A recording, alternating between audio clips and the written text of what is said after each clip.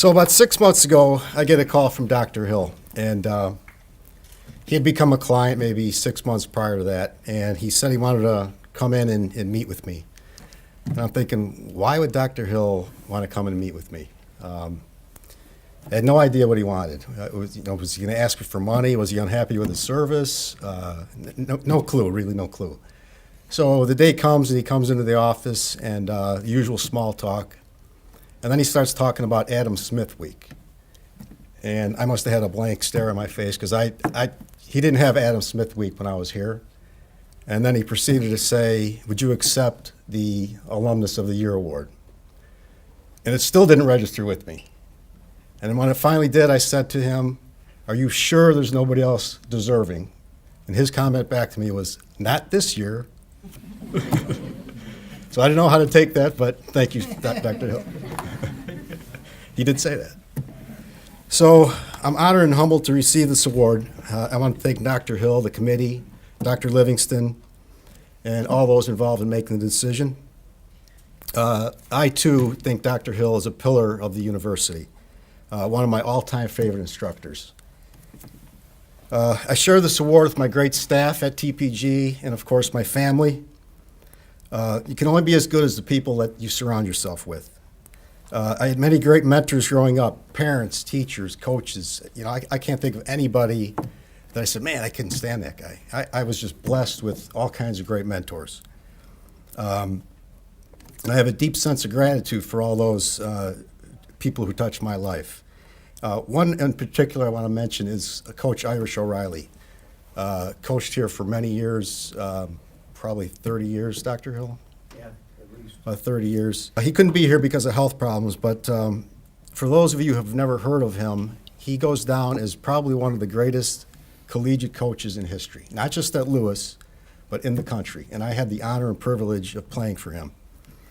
I was on his first team in 1979, and the most important thing he taught me was that baseball should not be a priority in your life. He prioritized faith, family, and academics ahead of baseball. And for the most part, I heard him loud and clear. I didn't make baseball a priority, even though I absolutely love the game. As I began thinking about what I want to say tonight, I realized how much fun it's been to get to this point. Challenging, of course, but nothing comes easy. And I want all of you to understand that as a basic premise of your future success. I grew up in a blue-collar family in Joliet. My father worked in the chemical factory, earning a meager salary. My mother worked as a mother, raising 5 children. And the best thing I can say about growing up in Joliet in that blue-collar family was I never thought I should have something better. My father grew up during the Great Depression, and his work ethic and strong values were bestowed on me every single day of my life. My first job was a newspaper route. We were called paper boys. Could you imagine today if we were called paper boys? There would be an outcry. So this was at the age of 13. It was also my first endeavor into the business world. So in this paper route, I was responsible for delivering the newspapers, collecting customer payments, paying the news agency. So I had to deal with late payments, collectability, mean people who wanted their paper in a certain spot on their porch. But it was it got me thinking about business at that very young age. So growing up, one of the most important things in my life was baseball. I absolutely loved the game, and it eventually got me a scholarship here at Lewis. Baseball was my first career choice, but thanks to Coach O'Reilly, I had a backup plan, and that plan was an accounting degree. Since playing college baseball was such a huge time commitment, I would consider my grades at the time to be mediocre. During my career, we would play 80-plus games in a span of 2.5 months, so that's my first excuse for mediocre grades. And then combining that with work-study duties to help pay my tuition made excellent grades a serious challenge. That's excuse number 2. So I'll tell you why you should always strive for excellent grades. I'm also here to tell you that not attaining them should not be and will not be a deterrent to your success. I stand here as proof of that now. Don't be embarrassed or worry if you're getting average grades. Continue to work hard, strive for success, but don't obsess if your results aren't perfect. A few years ago, I met with Mary Myers, Laura Paley, Bob Bergman, and others about my firm developing an internship program with the university. And Mary asked me a direct question about grades. I said grades were important, but they were secondary factors in recruiting for our firm. What's more important to me is that you have good communication skills, the ability to be a team player, get along well with coworkers, and be willing and able to learn and become better each and every day. By the way, that relationship, that internship relationship that was forged that day has been one of the best things to happen to the firm. We have had the opportunity to work with and mentor some outstanding students, some of whom have become valuable full-time employees. You each attend a great university, and the talents you bring and perfect here help make it great. The positive attitude and work ethic of a Lewis University student is excellent, regardless of grades. And employers that are searching for that 4.0 student are missing all you guys. Maybe, I don't know how many of you have 4.0s, but some of those other important attributes I talked about. Because she had mentioned that other businesses were looking for the 4.0s. I am not. So after I graduated and didn't realize my baseball dream, my first disappointment, it was time to go to my backup plan. I was hired by a medium-sized accounting firm in the city. At the time, I remember sharing my concerns and anxiety about heading out to the professional working world with a good friend of mine. I was afraid that I wouldn't be good enough because my grades were average. He proceeded to give me a great bit of advice and encouragement that I still rely on today. He said, "Pommy, you're going to be fine because you have more street smarts than any other new hire at the firm. Some words of wisdom for all you sitting here tonight: grades are not the only thing that guarantee your value and success as a future employee." So after working for a couple different accounting firms and really just trying to find some comfort level and fit for myself, I landed a job at Laventhal and Horwath, which at the time was the 7th largest accounting firm in the country. It was exactly what I was looking for. I love working at the firm, and a lot of their culture I brought with me to TPG. I got placed in the automotive practice. I love the people I worked for, and the camaraderie of the staff was great. And they had a full reimbursement program to DePaul's Masters in Tax program. It was something I always wanted. I wanted to get my master's in tax, but I couldn't afford it. So I eagerly applied and waited for my acceptance letter. But the only thing that came was a rejection letter. My grades came back to haunt me again. So now, embarrassed and ashamed, I had to make an appointment with the human resources director, the very same guy that hired me, and I didn't know what he was going to say. So I walk into his office, my tail between my legs, and fessed up about not getting accepted. Fortunately, he believed in me, and he understood also that grades are not the pinnacle of success. He helped me work out a compromise with DePaul. DePaul would allow me 2 trial run classes. I had to get a B. If I didn't get a B, I was out. Challenge accepted, challenge met. I graduated 2 years later with my master's degree in hand and a solid B+ GPA. So fast forward, still at Laventhal and Horwath, I thought I finally had it made with my MST. I got promoted to manager. I had a great office overlooking the Chicago River. I was a young and upcoming executive. Things couldn't be better. Then in my 3rd year with the firm, I was fired, along with 3,400 employees nationwide, without warning or cause, and due to circumstances beyond our control. The Laventhal partners were filing bankruptcy and dissolving the 7th largest firm in the country. Talk about adversity. No severance pay, no final paycheck, just a long, surreal train ride home. We had a young child with birth defects, heart defects, and another baby on the way. I was now without a job and without health insurance, but I didn't have time to feel sorry for myself. I needed to come up with a new plan, so I forced myself to move forward and take on another challenge. Fortunately, 3 of my larger auto dealer clients said they would follow me wherever I landed. which happened to be a regional Midwest firm that also specialized in the automotive industry.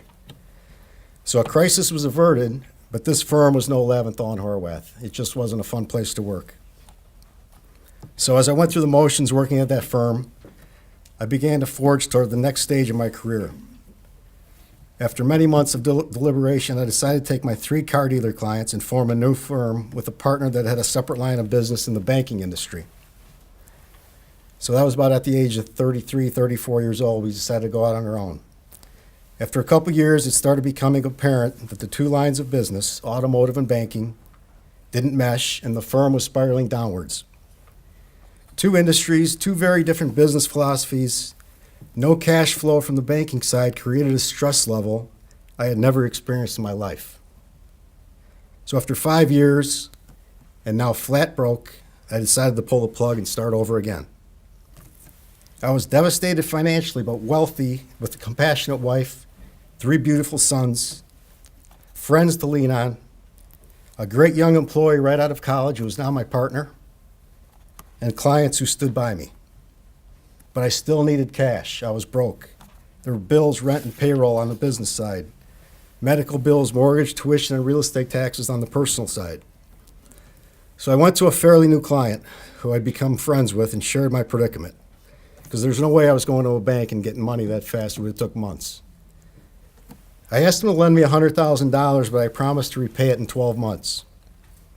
He agreed, but said he needed a couple of days to get the money. So in true storybook fashion, I met him in a couple of days at his place of business, and he gave me the loan. It was a bag of cash, all $100 bills in $1,000 bundles. You know those cartoons where there's a bank robbery and those sacks of money have the dollar bill signs on them? That's what it reminded me of. It was literally a sack of cash. Needless to say, I was really nervous driving home with that $100,000 in my car, so I went the speed limit. So on January 1st, 1998, TPG was officially formed with a cash loan and a whole lot of sweat equity to be put in the business. I recruited a friend of mine from Leventhal and Horwath, and he soon became a partner in the firm. 2 partners, 2 staff members, the firm finally began to gain some momentum. Then a pivotal moment occurred along the way when one of my clients was selling his Cadillac dealership. The buyers were General Motors and an individual longing to be an owner of a car dealership. Since General Motors had its preferred CPA firm list nationally, we were about to lose this client because we were not on that list yet. So after many calls to the local GM office and discussions with headquarters in Detroit, they agreed to give us a shot at performing an audit for this particular investment. So much like the challenge I faced in getting my master's, seizing this challenge would set the stage for TPG becoming a nationally prominent automotive CPA firm. But GM warned us it was a one-shot deal. They said, don't expect this to mean you're on the list. You have to prove yourself. So talk about pressure. Well, lightning struck for us. We uncovered serious fraud in the financial statements to the tune of $500,000. The dealer was inflating his profits in order to accelerate his General Motors buyout. As fate would have it, the same man that went to bat for us with General Motors would now lose his investment due to us uncovering the fraud. Needless to say, GM was deeply impressed, and we've been entrenched on their list ever since.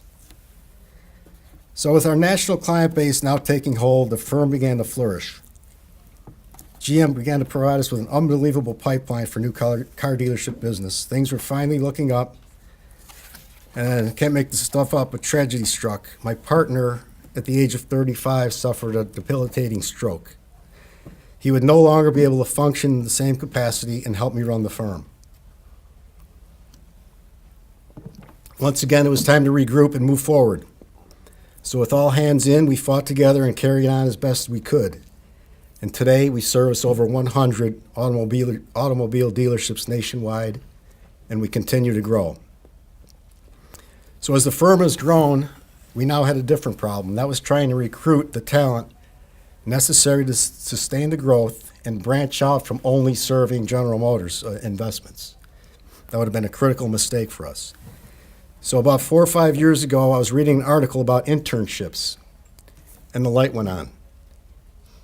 What better place to forge an internship program than right here at Lewis University, the very place that helped shape my life and where I met my beautiful wife for 34 years. After interviewing many students over the years, I immediately realized that the Lewis University student was different in positive ways that closely matched my core values and work ethic. It wasn't about what you guys could do. It wasn't about what I could do for them, for you guys as a prospective intern or employee. It was about these students wanting to contribute to our success and wanting to be part of the great work culture that we have at TPG. TPG is about family, and one could describe our culture as a fraternity. It's about people working together with no selfish attitudes about what's in it for me. The Lewis University student has fit the culture within our organization perfectly, and the interns and graduates we have hired are very important members of our firm. So in closing, I'd like to leave you with the following. One of the best pieces of advice I can give you is to listen, observe, and learn from your mentors. And you can learn from both sides of the spectrum. Not only how to do things correctly, but maybe tweak or change things where you think somebody's not doing things the right way. Stay grounded. Have a sincere sense of gratitude rather than a sense of entitlement. Know from my story that grades don't have to be the end-all to a path of success. Have confidence in your abilities and always maintain a strong work ethic. Surround yourself with people who encourage, support, and bring out the best in you. Accept challenges head on because there will be many in your lives. Just know that challenges sometimes bring disappointment. Disappointment and overcoming adversity, however, build character and strength is what builds success.